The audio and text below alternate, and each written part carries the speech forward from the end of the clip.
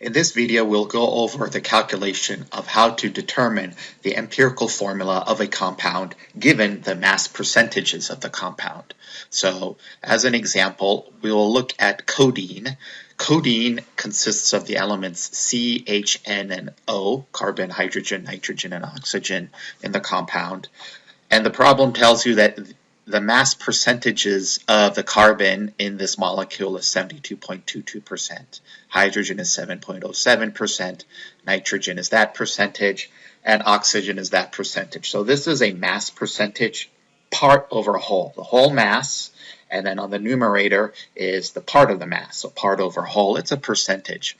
Now if you count these percentages up, you get 100%. Hopefully everything has to add up to 100%. So given that requirement, we can go ahead and say, now this only works if the whole mass percentages add up to 100%. If they do not add up to 100%, then you're missing an element or you're missing part of the element that goes into the compound. So because this all adds up to 100%, we can go ahead and say that 72.22% of carbon is 72.22 grams of carbon. So out of 100 grams, which represents 100%, which also represents unity 1, out of that whole thing, 72.22 grams is carbon. So we'll attack this problem by converting the 72.22 grams of carbon to moles of carbon. We'll do the same thing here. Because the whole thing is 100% or 100 grams, 7.07% of that is H. It's the same thing as saying 7.07 grams of hydrogen is in the whole entity. Same thing with nitrogen and same thing with oxygen. So what I'm going to do is converting these to grams because everything adds up to 100%. I'm going to go ahead and convert these grams, these corresponding grams, to the corresponding moles. So let's do that. So starting out with grams of carbon, 72.22 grams of carbon. 1 mole of carbon is about 12.01 grams of carbon. Notice the grams of carbon and grams of carbon cancel. It's critically important that you get all your units to cancel out. And converting that to moles, I'm getting about 6.01 moles of carbon. Let's do the same thing for hydrogen. For hydrogen, I am getting, this I got from the periodic table. A lot of these I just know offhand. So it's about 7 moles of hydrogen. All right, nitrogen and oxygen are the next ones. So doing that, again, cancel out your units. Affirm yourself that you have canceled out the correct units here, and you're getting moles. So again, using the periodic table, these are the moles of the elements that constitute codeine.